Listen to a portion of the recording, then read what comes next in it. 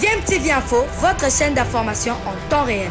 La politique, la santé, le sport, les faits de société, la musique, les rumeurs et bien plus encore. Vous découvrirez cela dans notre chaîne DMTV Info.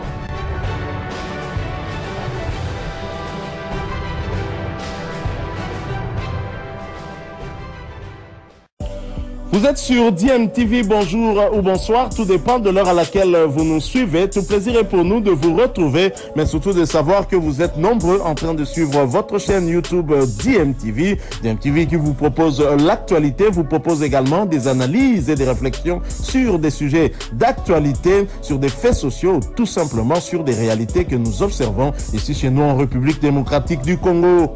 Alors après le débat où il y a le fédéralisme, le fédéralisme est mabé. Mais pourquoi aujourd'hui les camps Katoum prennent le fédéralisme? C'est tout qu'il y a un fédéralisme avec 6 provinces. Grand Katang les ont réunifié. Surtout les grands Katang les ont réunifié. Pourquoi Bango Balini deux ont un fédéralisme? Le dossier des cartes, les animes. Je vais expliquer pour que les Congolais comprennent qu'il ne faut pas confondre le fédéralisme comme forme de l'État avec l'idée séparatiste de Katoum. Je vais démontrer que Katoum n'est pas un fédéraliste, c'est un séparatiste. Mais pour maquiller fédéralisme, séparatisme, là, il Congo, il parle du fédéralisme. Je vais vous révéler aujourd'hui les dossiers des cartes. Les dossiers des cartes, c'est quoi? Après l'élection 2023, vous savez que moi j'ai bâti campagne pour Sessamba. Mais après Sessamba a fait alliance avec Katoum, j'étais contraint de battre campagne pour Katoum. Mais après ces élections, tant pour ça, l'évaluation, quand il y a eu évaluation, on a compris quand même que les faiblesses de Katoum. Parce qu'effectivement, Katoum a perdu les élections. Peut-être proportion, on est à 73%, Denis Kadima un peu exagéré. Dans les coulisses, même Katoum a perdu les élections. Même Senko n'a pas résulté, Tshisekedi a gagné Katoum. Vous voulez savoir pourquoi Katoum a perdu les élections? Alors, dans une de ses confidences, Olivier Kamitato, un proche de Katoum, dit exactement ceci. Il a confié des confidences à quelqu'un dont j'étais le nom. En tant que journaliste, je dois protéger mes sources.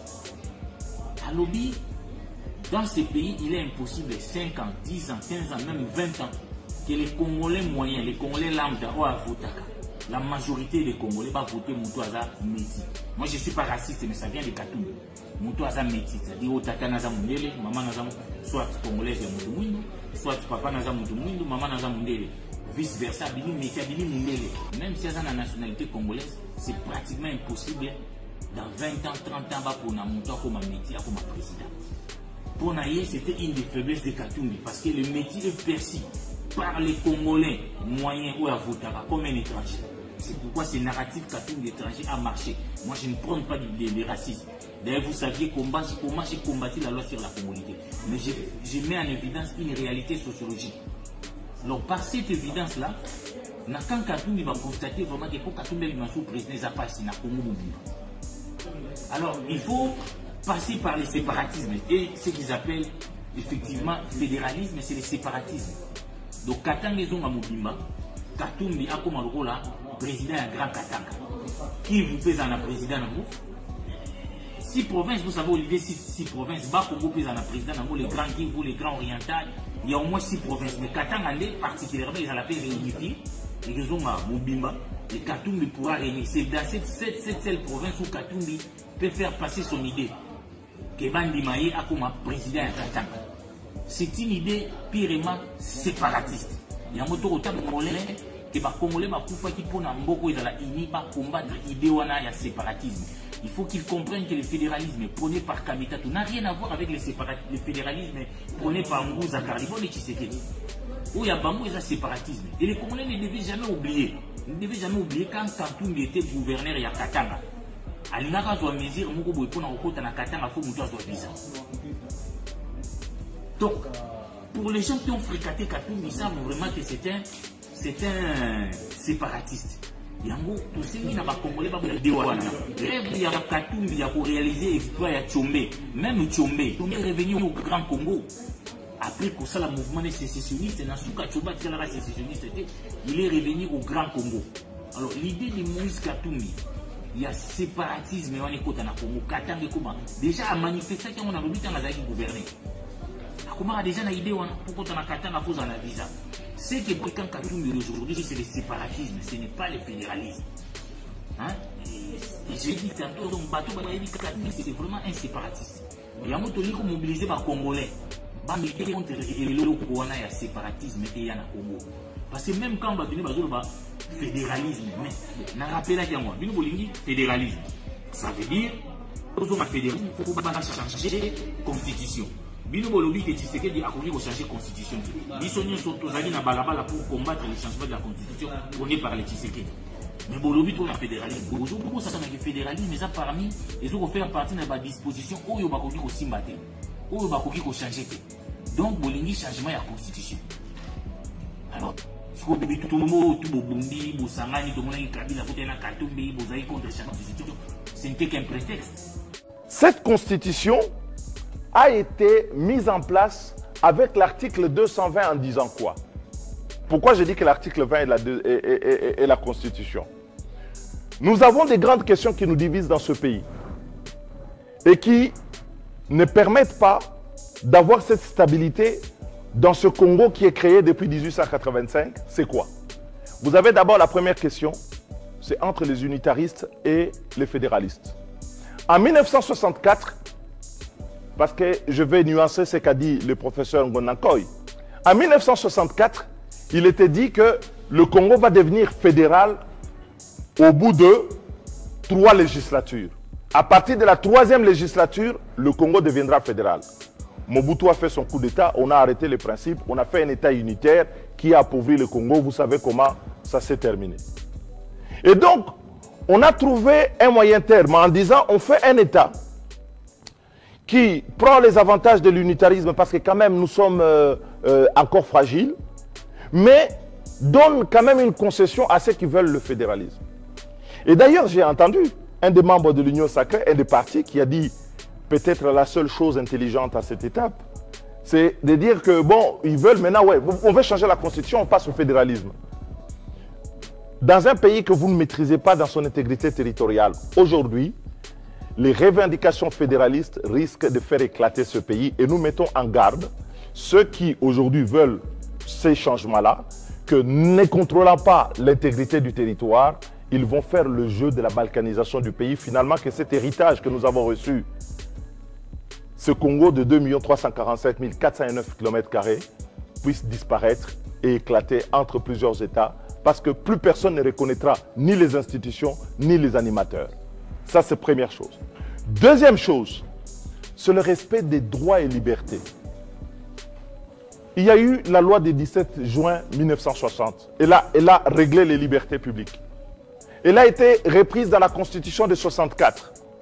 Et quand vous prenez toutes les libertés de la Constitution de 64 et de la loi du 17 juin 1960, elles sont dans la Constitution, ils sont dans la Constitution de 2018, auquel on a ajouté des droits nouveaux, comme ceux de l'égalité homme-femme, de la parité.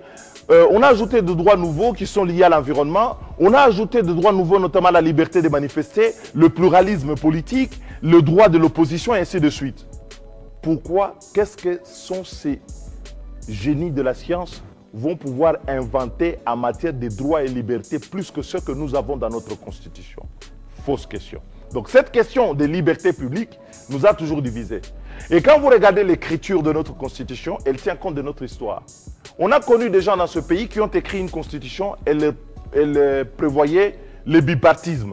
Mais au bout de quelques mois, ils ont instauré le monopartisme et ils ont installé les partis-États parce que dès l'écriture de la Constitution, ils ont dit il n'était pas exclu finalement qu'un seul parti puisse exister et puis on est tombé dans la dictature. Pour ne plus revenir à ça, c'est comme ça que les constituants ont mis ça là-dedans. Troisième élément, c'est la circulation du pouvoir. Nous sommes plus de 400 tribus dans le Congo, plusieurs provinces, une diversité qui est notre richesse. On dit ceci, on ne peut pas se diviser pour le pouvoir. Il faut que le pouvoir circule. Il faut que le peuple le donne à chaque fois. Si vous prenez quelqu'un et que vous enquistez là-bas, vous allez renforcer le tribalisme, les replis identitaires, parce que les gens vont considérer finalement que le pouvoir est quelque chose qui est approprié comme un bien dans une approche clientéliste et patrimonialiste, comme on le vit aujourd'hui dans un pouvoir totalement corrompu. Et donc, vous allez faire un double plébiscite. C'est-à-dire que non seulement vous allez plébisciter quelqu'un président à vie, mais vous allez plébisciter aussi la mauvaise gouvernance. Qui va rester? Ces clientélismes, ces corruptions, ces gens qui piquent l'argent de l'État et qui ne font rien, mais qui ne rendent jamais compte et qui vont se retrouver demain avec un pouvoir où il y a un seul individu qui décide de tout. En réalité, ce qui nous divise, c'est quoi? Ce n'est pas la Constitution, c'est la conception de la société. Nous sommes partisans d'un État fort, mais d'un pouvoir équilibré.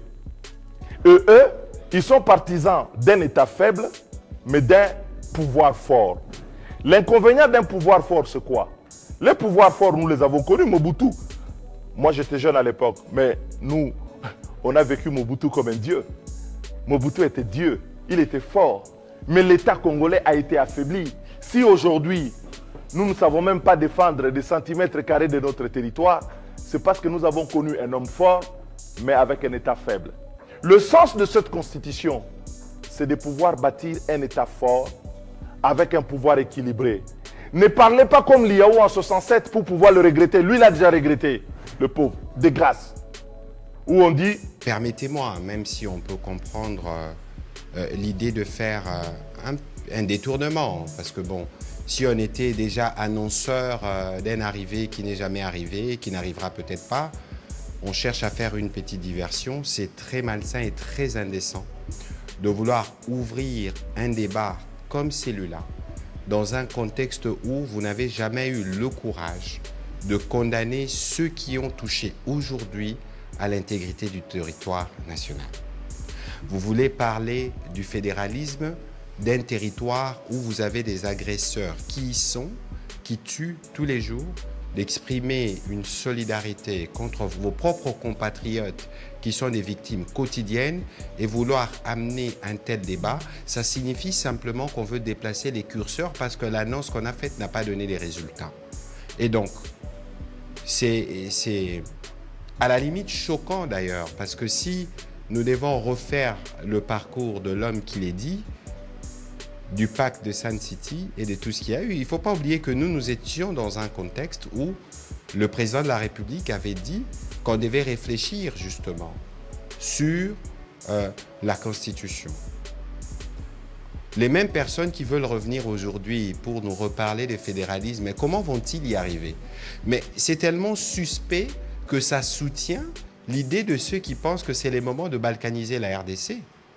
Et c'est ça l'intention cachée. C'est ça justement le côté malveillant de ces débats qui peut paraître au départ intéressant, mais en réalité qui ne l'est pas. Dans les contextes actuels, ce qui importe pour tous les Congolais qui tiennent à la République démocratique du Congo, c'est d'abord le retour à l'intégrité territoriale. Il n'y a rien qui n'éveille plus que ça. Et après, on peut débattre. On peut être unitaire, fédéraliste, mais dans un contexte comme celui-ci, vouloir faire un tel débat, c'est de l'indécence, tout simplement.